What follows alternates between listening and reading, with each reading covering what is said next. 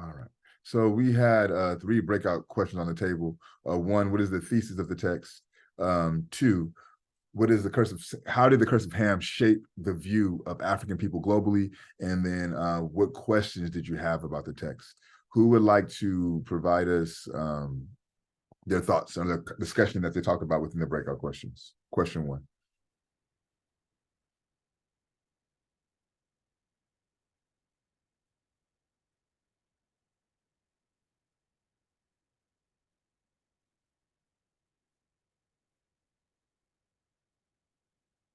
So what's the thesis of the reading? It's the main points with the main arguments.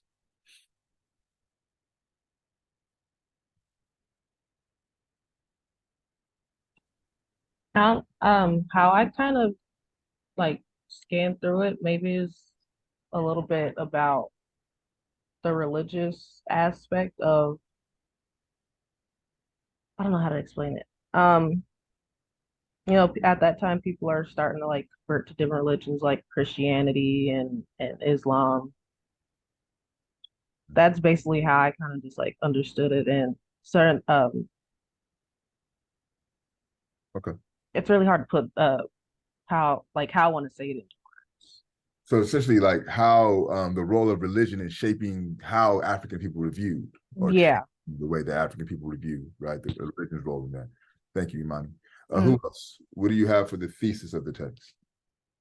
For me, after going over the readings, what I was able to construct myself was how you misunderstanding and quick judgment shape the views of society towards Africa, and how a lot of the descriptions and statements were shaped to be viewed as negative.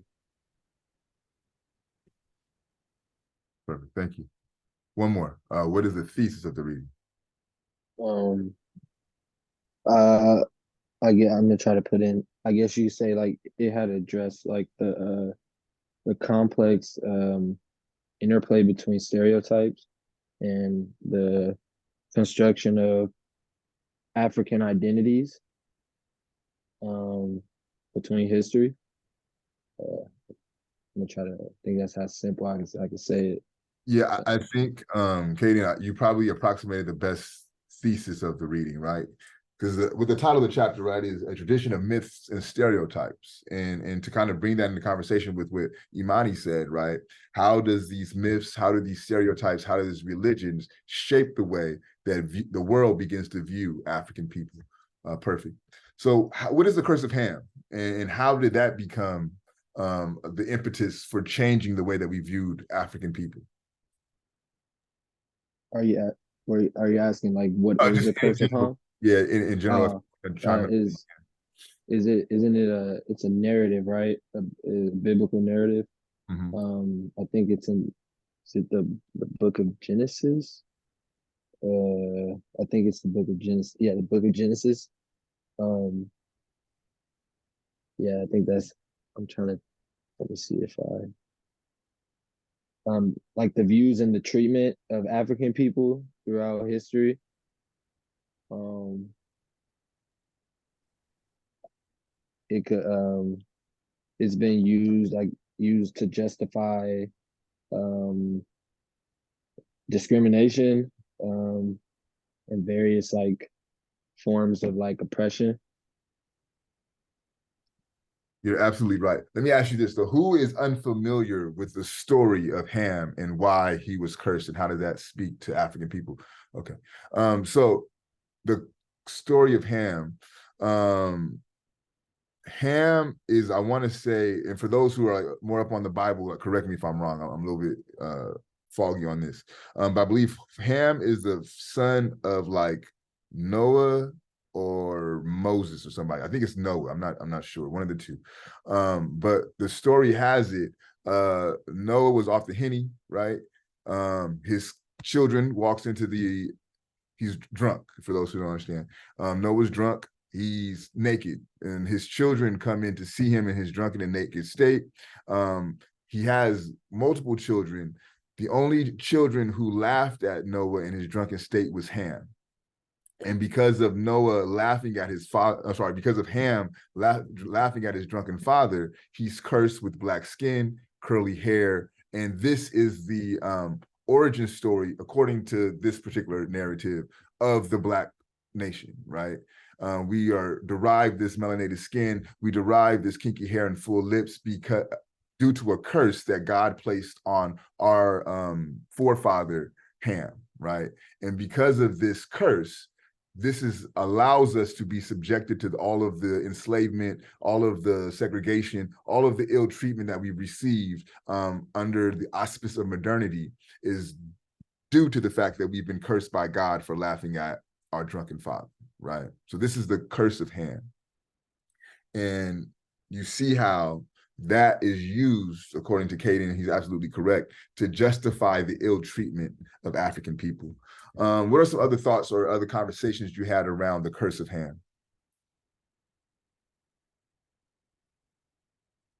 I also think there's a racial stereotyping, the same way you said that it's kind of like a justification for all the like ill treatment. I think another thing is also the stereotyping, and I think about like all the Jim Crow laws in that entire era. I think that's also another part of it. Thank you. What questions did anyone have about the reading? You should all have questions for those who did your journals, but what were some of the questions discussed about the reading?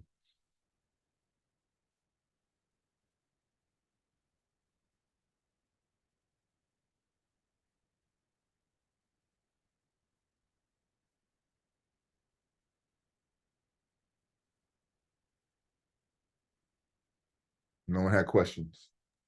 I have a question. Right. I was doing one of the readings and part two, I believe, on the destruction of Black civilization. I don't know if I went if I skipped it by accident or something, but I was going over the topic of how many Africans were forced to change religions to Christianity. And I wanted to know, I guess, what was the punishment for denying the, I guess, the changing into Christianity. So just one, that's for next week's reading. So you did read ahead a little bit, right? So just throw that out there. So it's all good though. But I think your question is also pertinent to what we're discussing here. Because as Amani directs us, right, religion is a central component of this particular reading.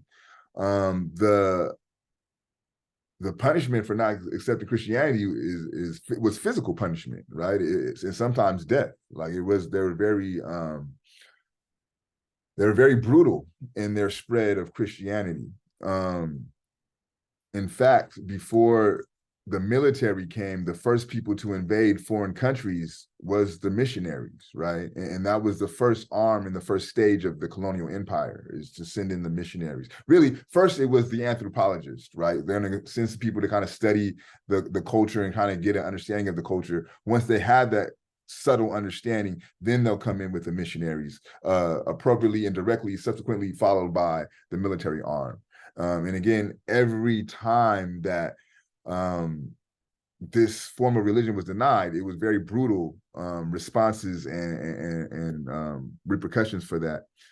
In fact, I would argue in 1490, I think it may be, Pope Nicholas V initiates what's called the Papal Bull.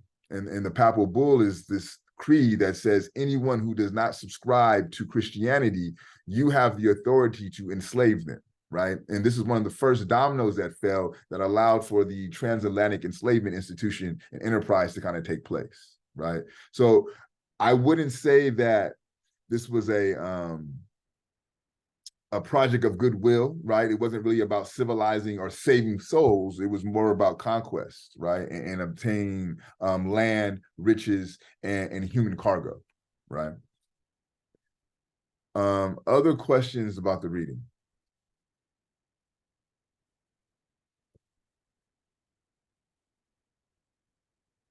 All right, so if we have no questions, I'll jump into my notes. So that way we can leave some time for the fishbowl.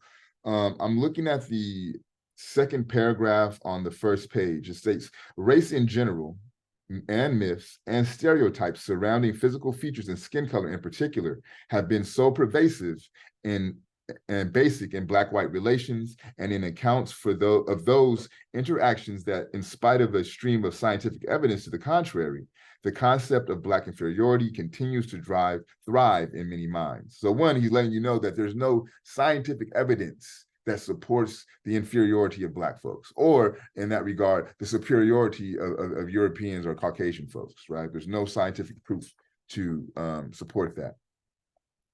So looking at page 2, he argues that perhaps the best approach to an understanding of this problem should begin with an examination of some of the early characterizations of Africans in history in order to see how the roots of racial prejudice became interwoven in Western culture,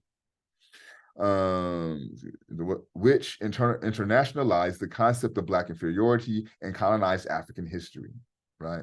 So I think one of the things within this passage I just read that's important to kind of understand, who is unfamiliar with this, I can put it this way, who is familiar with the term modernity, who has heard this term modernity and has some kind of understanding what this concept of what this term modernity means? No? Okay. So one way to understand modernity is in the root of the word, right? Modern, right? So this is this idea of when the world becomes modern is when Europeans effectively take over the world, right? And once European power is instituted, then we have what we call and what we understand to be modernity, okay? So why I say that this passage speaks to a vital component of modernity comes from, let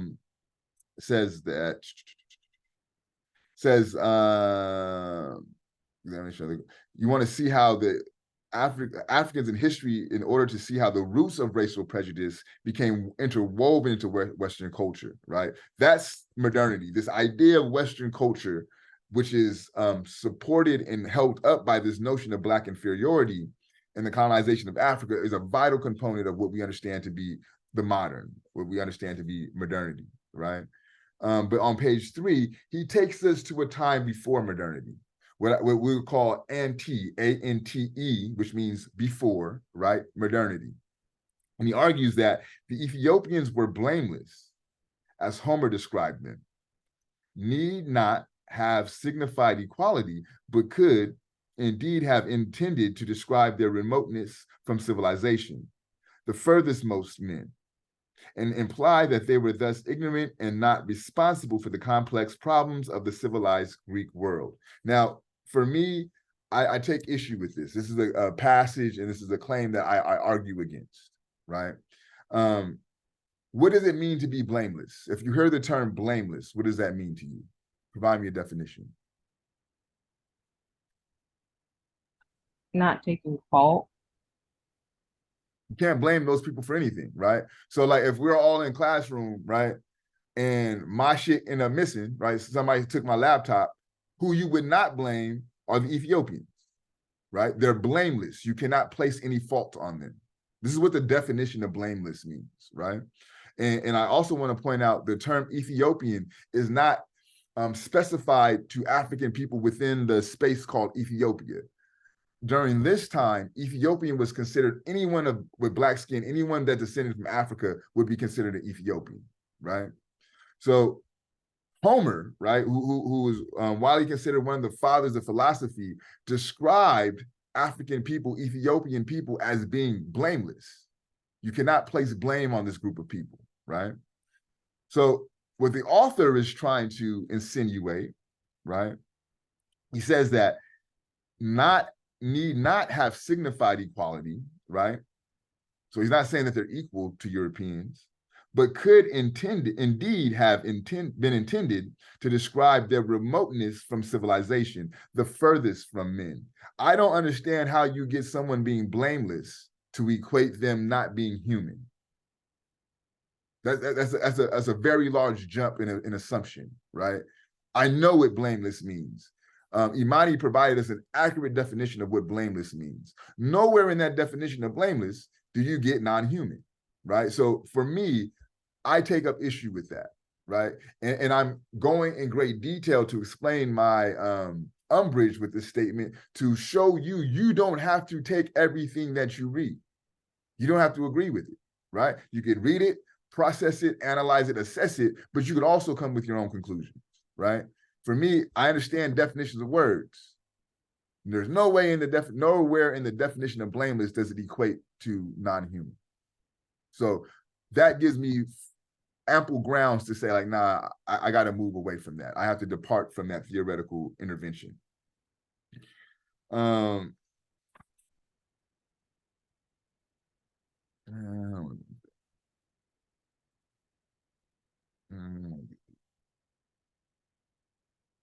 So we know there's a great amount of time spent on the role of Christianity. This is where we see the curse of Ham come into play. It says a most decisive derogatory racial tradition stems from the biblical interpretation of Noah's curse of Ham. The Bible did not apply any racial labels, but the idea of race later became attached to the descendants of Ham. So what's important in that passage, right? The Bible itself does not attach a racial signifier to the group that descended from Ham, right? They don't say, oh, this is going to be the black folks, right? This is what the text is saying. But the idea of race later became attached to the descendants of Ham. A collection of Jewish oral traditions in the Babylonian Talmud from the 2nd to 6th century AD holds that the descendants of Ham were cursed by being black. And this belief received even greater elaboration during the Middle Ages when, according to one source, Noah's curse was explained, right? So what they're arguing within the text, the Bible doesn't place a racial signifier on the curse of Ham. The Jewish Talmud in the 2nd to 6th century AD places this racial signification on the descendants of Ham, right? This is where you get this idea of the descendants of Ham being black and ugly is from the Jews, right? It says, explaining how they describe this, it says, it must be Canaan, your firstborn who they enslaved. Canaan's children shall be born ugly and black. Your grandchildren's hair shall be twisted into kinks, right? Think about locks. Their lips shall swell, full lips. Men of this race are called Negroes. Their forefathers, Canaan, commanded them to love theft and fornication, to be banded together in hatred of their masters and never to tell the truth, right? So we see here a shift, right? We have a passage from the father of history, Homer, saying that they're blameless, right? But then due to the Bible, due to Jewish intervention through the Talmud in the 2nd to 6th century, we have this notion that due to this curse, these people will be described as ugly, they will be black, their hair will be kinky and twisted, their lips will full, right? Hear them being described as Negroes, right? And they would love theft, they would love to steal, they would love to fornicate, and they would band together in hatred of their master, right? This is what the Jewish Talmud comes in to place this racial signifier on this curse of Ham. So this is the work of religion, and specifically Christianity and Judaism, and shifting the way that we are looking at and understanding Black folks.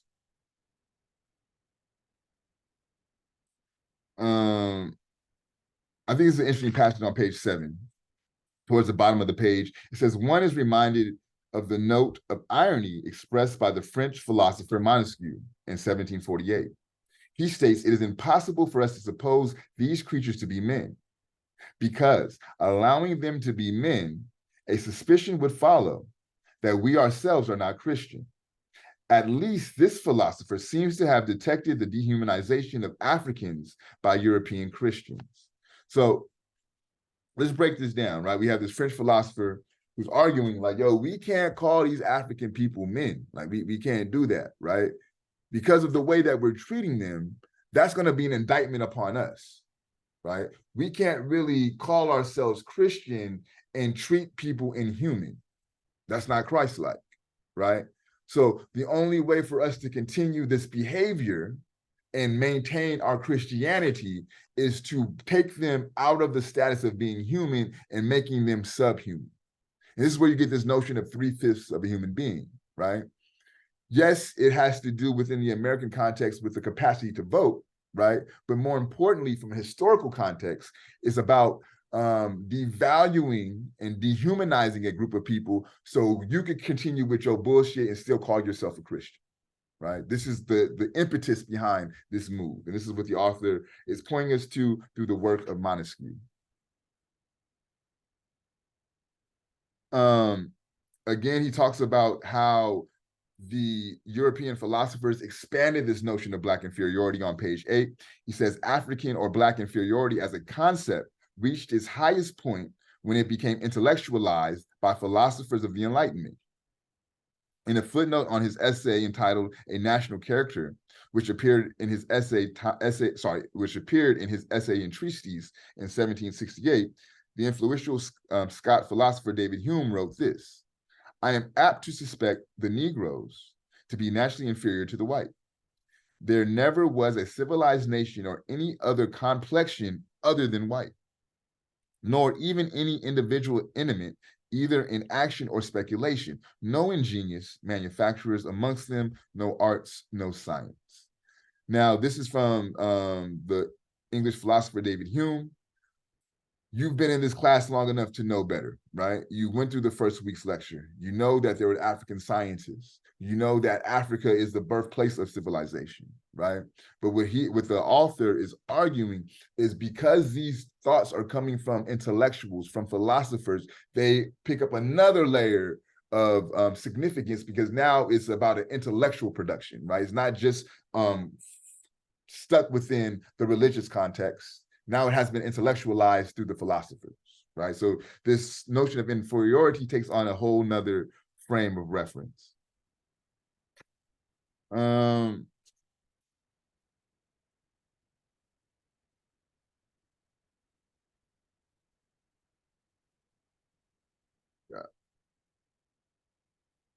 Looking at page 14, towards the top of the page, the sentence that starts with Egypt's place in history is indisputable, and there remain various kinds of documents to confirm a rich ancient civilization that had a great impact on Asia and Europe. Moreover, Kemet is geographically a part of the African continent, and the blood of indigenous Africans have always been there. Yet some scholars and other observers even today exclude Egypt from African history and include it as part of the Middle Eastern world. The question that logically emerges from this are, who were the Egyptians and what was the relationship between them and other Africans? Now, again, if we are to take if we're gonna go back in time to the first week's lecture, right, you've seen that image of how the Kemetics viewed themselves, right? You've seen how the Kemetics viewed other Africans outside of Kemet. They looked exactly the same, right? You've seen the image of how the Kemetic people viewed non-African people. There's a vast difference, right? So we have information that allows us to kind of answer this question. They didn't see too much separation between themselves within Kemet and other African people, right? From a phenotypical standpoint, they depicted each other the same. But more importantly, what he's arguing is you cannot dismiss Kemet's role as the original civilization.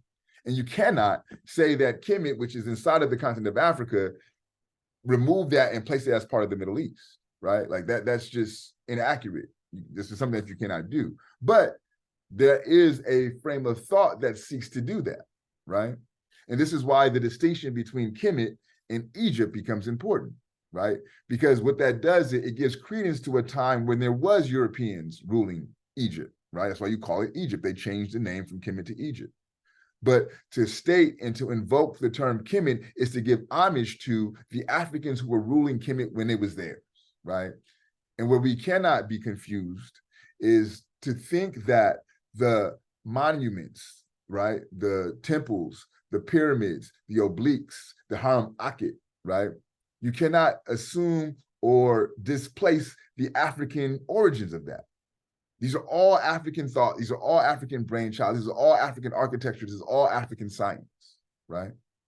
So no matter how you try to move the needle on that, the fact remains. It's historical evidence, there's archaeological evidence, there's scientific evidence that supports that these are African products, right?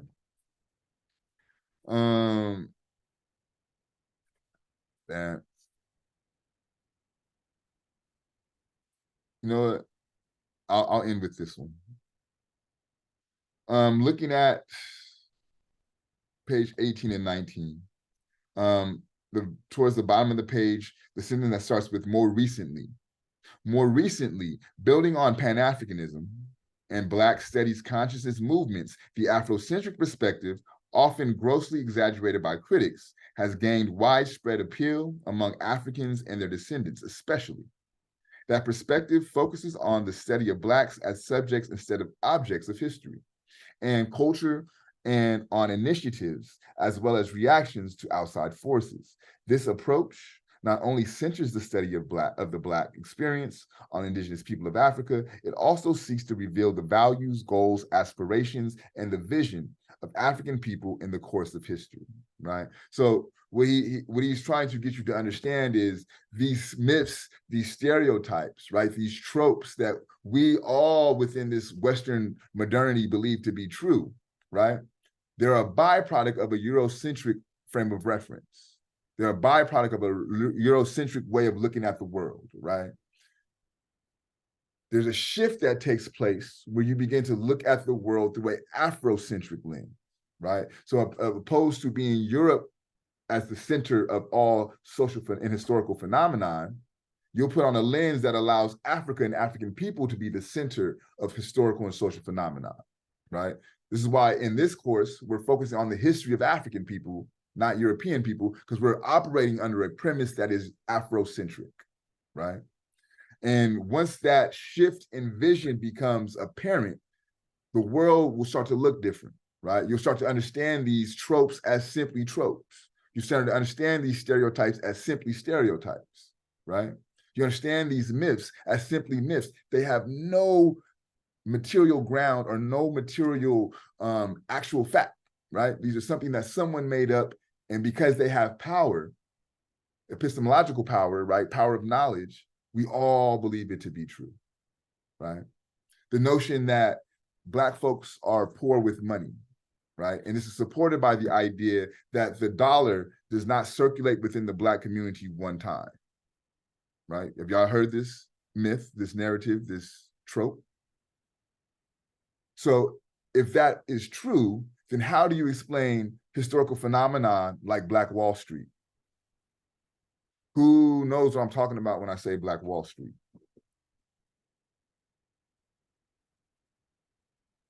Nobody? Wasn't it the like the community of the Black businessmen that really didn't end up lasting long? Yes. So Black Wall Street is in Tulsa, Oklahoma. Green Street, Archer, and Pine were like the cross streets of the main epicenter of Black Wall Street in Tulsa. My grandmother, my maternal grandmother is from Tulsa. My mother was born in Tulsa. But why this is significant, this community amassed so much wealth. Now, mind you, this is in the time of segregation, so this is a purely Black community, right? They amassed so much wealth that they were in conversation of doing international trade with France, okay? The state of Oklahoma has 2 airports, right? Within Black Wall Street alone, within this small community alone, there was 11 private jets. And we're talking about like the 1900s, like early 1900s, right? Not 20-something. So think about that. 2 airports in the whole state. This one community has 11 private jets. Do you know how much fucking gas it takes to fly a private jet? You know how much money that you have to have one private jet, let alone 11, right? So I bring this up to say that this notion of Black folks not being able to amass and circulate their wealth is untrue. Imani, do you know what happened to Black Wall Street? Or does anybody know how did Black Wall Street come to an end?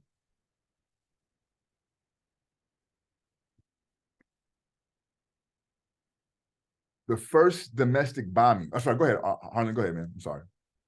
Now, I don't remember. That story is kind of fuzzy to me because I haven't thought about it in such a long time, but I think it ends up with it being torn down and being burnt, Yes. if I'm not mistaken. You're absolutely correct.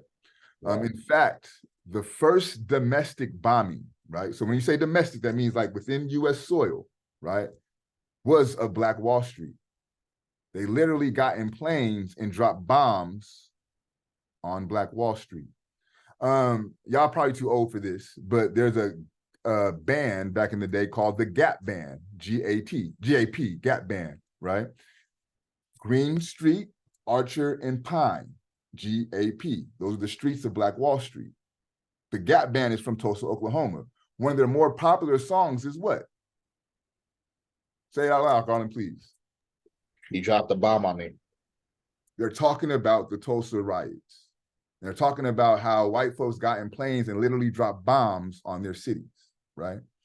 So again, I invoke this story to articulate how these myths, we take them on as true without even thinking about the historical context of these things. We've amassed wealth.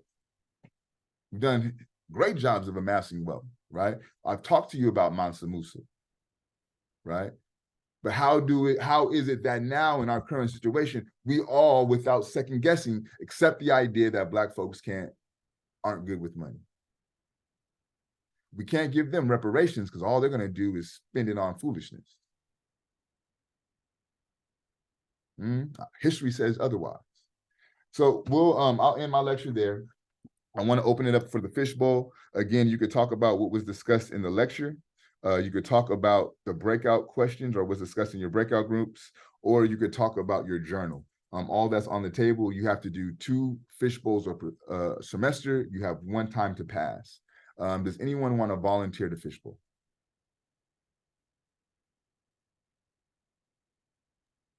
I just kind of want to bring up the thing about the Gap Band because that kind of blew my mind. I didn't really know much about the Gap Band. Give me 1 second, Imani. You can start our fishbowl with that, okay? That's okay. Fishbowl. Anyone else want to volunteer? Okay, Olivia, got you. I just wanted to know, how long do the fishbowls have to be? Like, how long should we talk for? There's no standard on that, as long as you contribute to the conversation. Okay, for sure. I mean, I can go down. Okay. Well, 1 more. Anyone else want to volunteer? If not, I'll call on somebody at random. All right. We have a lot of women, so I want to kind of provide some gender balance. Ruben, are you prepared to fishbowl today? Can't hear you, on mute, bro.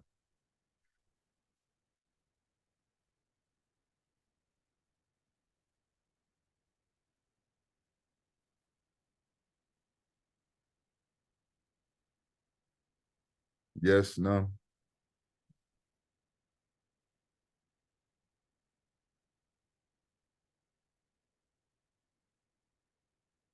Are you passing?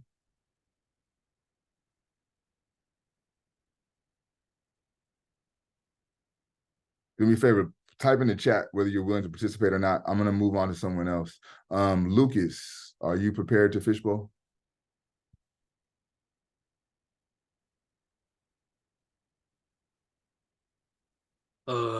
Not today. So remember, both Lucas and Ruben, you both used your pass. So if I come back to you later in the semester, you don't have the option to pass. You can literally talk about which. I'll participate. I'm sorry, who is that? Francisco? All right, thank you. Oh, Francisco. Oh, sorry for interrupting. I got you. All right, so we have Imani, Olivia, and Francisco. Who would like to start us off? I can go first, real quick. There wasn't anything in specific I wanted to talk about, just more of the fact that when I was reading this, I was kind of shocked as to how much I would say that Black people have just been undermined throughout history. And I realized that it was, of course, very bad, but especially the part about the Christianity where they wanted to kind of, put Black people as subhuman, and which made sense because I do remember hearing a lot about the 3/5 during, I believe, U.S. history. So just hearing that and connecting it to the religion aspect, which they really did emphasize in this part of the reading, was, kind of, it was just hard to process, I would say, for sure. No, I agree with you, Olivia. I remember in one of the readings where they said the image of Africans as inferior was pushed by several Christian missionaries, ministers, and what really shocked me was when they said that, saying that they were better off as slaves than living free in African savagery. That part really shocked me. Yeah, I completely agree. Did y'all hear what's coming out of Florida? Said Say that again. did y'all hear what's coming out of Florida? The idea that slavery or enslavement was good for Black folks. This is what they're pushing in Florida right now. Yeah. Imani, it's on you. Yeah, I was just going to bring up the whole Gap Band situation because obviously I listen, my mom's a little bit older, so I've listened to the Gap Band. I've listened to that song many times, and it kind of never occurred to me because I didn't really know um too much about Black Wall Street. I knew a little bit of it to understand what it was, but like I never like knew how it like ended.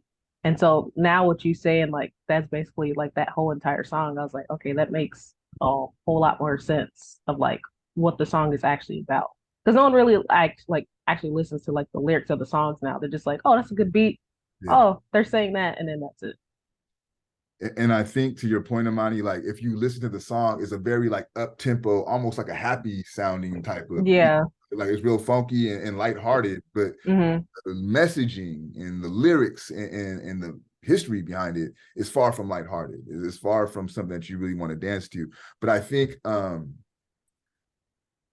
African people have a phenomenal ability to make magnificence out of shit, right? Like what is hip hop, but your ability to pull some things together that you don't have and make this whole musical culture, right? All right. What is jazz, but the ability to improvise and put things together to produce this sound, right? And I could be biased. It could be biased. I'll throw that out there. But historically, when you talk about the greatest comics, who are invoked? Richard Pryor, Eddie Murphy, more contemporarily, Dave Chappelle, right? Mm-hmm. And especially when you think about Richard Pryor, for those who are familiar with Richard Pryor, his ability to take a horrific situation, his horrific upbringing, and make jokes out of that and make everyone laugh, right? At his pain. That's something that's very specified and unique to the Black experience, right? The movie JoJo Dancer shows how bad Richard Pryor's upbringing was. He literally grew up in a hoe house. His mom was a pimp, right? But he's able to take these horrific experiences and make everyone laugh.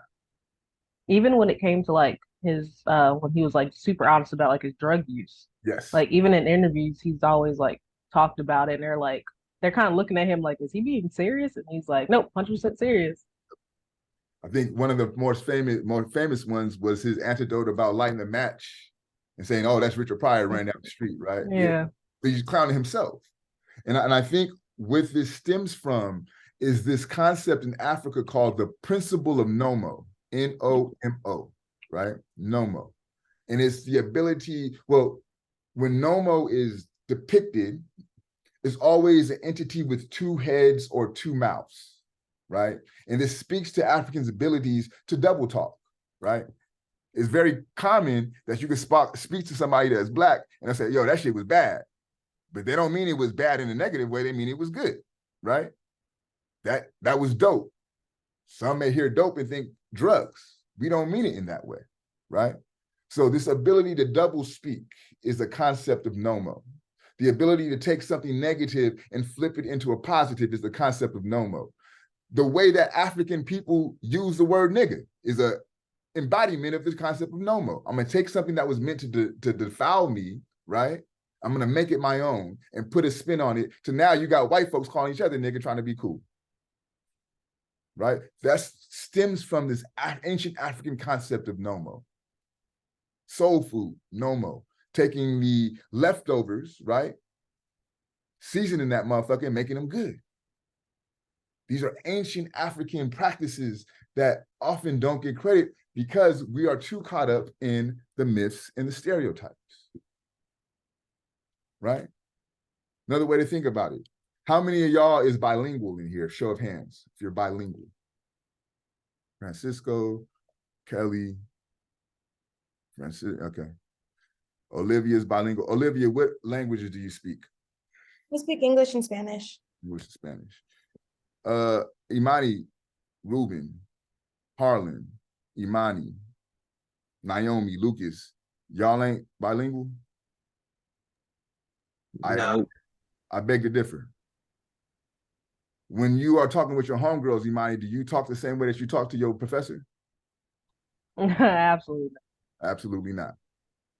Harlan, when you're at work, do you talk the same way that you talk on the block? I mean, depending on the circumstances. No, I'm playing. No, I don't. You don't, right? Y'all bilingual.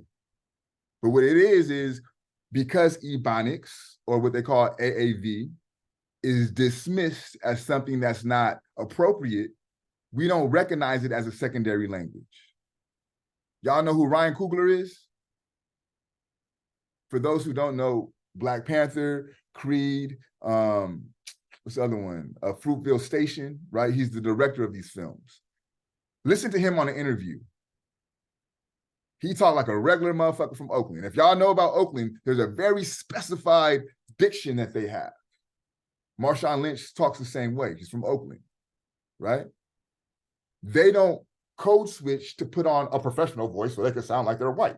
They talk how they talk because they honor their own vernacular. Ruben? No, I was just saying that I'm bilingual too, since how you explained it. So you with me? You got it. You are, Yeah. right? Yeah. So what I'm saying to the Black folks in the room who don't think or who do not want to recognize this term Ebonics as a actual vernacular speech and mode of expression, you're selling yourself short. Because here's what's going on in the professional world. All these CEOs and all these white folks is talking like you. Say I'm lying. Before I started lecturing, I worked at Apple for 5 years. When I tell you I was sitting up in these corporate meetings and they're using all the slang that you hear in rap music in their corporate setting, right? But if I was to say that shit, I'm being unprofessional. Where's the difference? That only is a difference because we believe in these myths and stereotypes. And because we believe in these myths and stereotypes, we have been conditioned to devalue our natural state, our natural sense of self.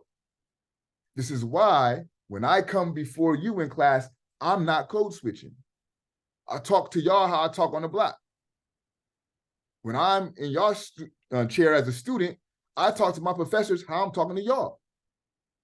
Because I understand the value in my pure and natural self. I would also argue for those like Francisco, those like Olivia, who speak other languages, right? Spanish or whatever the case may be. How do you devalue your mother tongue? Do you put a higher emphasis on English than you do Spanish? If so, why? Why is that not acceptable in certain spaces? Myths and stereotypes. Because here's the trick bag for my indigenous people in the room. See if you could catch this analogy. Y'all all went to K through 12 in California, right? Anybody not go through K through 12 in California? All right, bet. Olivia, okay. So you may not be familiar, but I'm gonna make this analogy and I hope make sense of it for you. The plantation was to African people what the mission was to indigenous people. One more time. The plantation was to African people what the mission was to indigenous people. And when I say indigenous, I mean the original people who were here on this land before Columbus came over and called it America, right? So Hispanic, people who identify as Hispanic, people who identify as Mexican, El Salvadorian, all of that is what I consider to be indigenous. So again, the plantation was to African people what the mission were to indigenous people. So just like the plantation beat out our native languages, we may have been speaking Hutu, we may have been speaking Tutsi, we may have been speaking Wolof, right? But once you got to the plantation, they beat that English into you. You may have been preaching, practicing African spirituality. We may be praying to Abatala. We may be praying to Aten. We may worship Oshun, right? But once you got to that plantation, they beat that out of you and gave you Jesus. You had African names. But once you got to the plantation, they beat that out of you and gave you names like Davis. Indigenous folks, before you got to that mission, you spoke your native language. But you got into that mission, They beat that out of you and made you speak English. You had your own spirituality, beat that out of you and gave you Catholicism. You had your own names, beat that out of you and gave you names like Lopez, Gonzalez, Hernandez. Don't get it confused. Spanish is a colonial language also, right? Like, let's not get that twisted, because y'all weren't speaking Spanish before Columbus got there. Comments, thoughts. Kaden, did you have a question? Oh no, I raised my hand too late. It was about when you had asked K through 12 in California. Okay. And so why I bring up that, because I think it's in 4th grade, right? You go visit a mission, right? And you have to go build a mission for those who went to school in California, if you remember that, right? That's the equivalent of having me, Harlan, Imani, Ruben, Lucas, right? Naomi. It's like having us build plantations and then going to say, let's go visit this plantation. It's no different. That's the type of psychological and spiritual harm that this K through 12 schooling institution places on indigenous people and tells you that you're being educated. Give me 2 comments, give me 2 thoughts, and we'll call it a day. Go ahead, Harlan. In regards to the bilingual knowledge you were speaking on, when we do the fishbowl, are you okay with us using Ebonics? Absolutely, fuck yeah. If I talk about that, please do. Be comfortable. Bring your full, authentic self to this space. That's why I do it, so you can feel comfortable bringing yourself to this space. Absolutely. I'm gonna start checking you, Harlan. If you start talking like a professional white man, I'm gonna get on your head about that shit. Now that you said it, like it's unacceptable in this space now, right? Yerman, what are you thinking? What are you feeling? Oh, it's Urim. Urim, excuse me. Uh-huh. Speaking or feeling. I don't know. That was a lie. I'm still like processing. Okay, so what are you feeling? Process how you're feeling. But what was that? How are you feeling? You don't have to Um, process how you're feeling. I don't know. I still can't believe like any of the thing like we are learning right now. Like I can't believe like I've never heard of them like my whole life. And I've been going to school for like plus 12 years. So I don't know. Why do It's you like think that is? Why do you think that is? I just feel like from like what I've learned so far, I feel like people like think of them like very like low, and they made it seem like it was unimportant to like learn about like I don't know how to explain it. Okay. Think on that. On Monday, we're gonna start off picking up on this conversation. Think about why this is that we don't learn these things. This is a very important question. It's fundamental. And in fact, the book that we just read speaks to that a little bit. But for Monday, we will jump into The Destruction of Black Civilization by Chancellor Williams. I would say it's a seminal text. If you read any text on African history, that's the one to read. If you want to understand, like, how do you go from this glorious history to where we're at now, that's it. So read that, come prepared to discuss that on Monday. I hope you all enjoy your weekend. Be safe, be healthy, be wealthy, be wise, and I will see you all on Monday. Peace. Quick question, Professor.